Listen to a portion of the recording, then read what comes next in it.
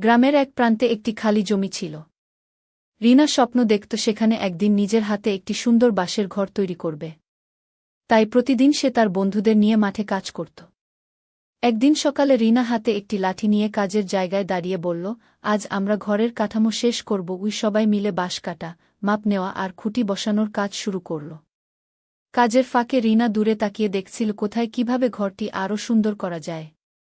কখনো সে নিজেই বাঁশ ধরে সাহায্য করত, কখনো আবার সবার কাজ তদারকি করত।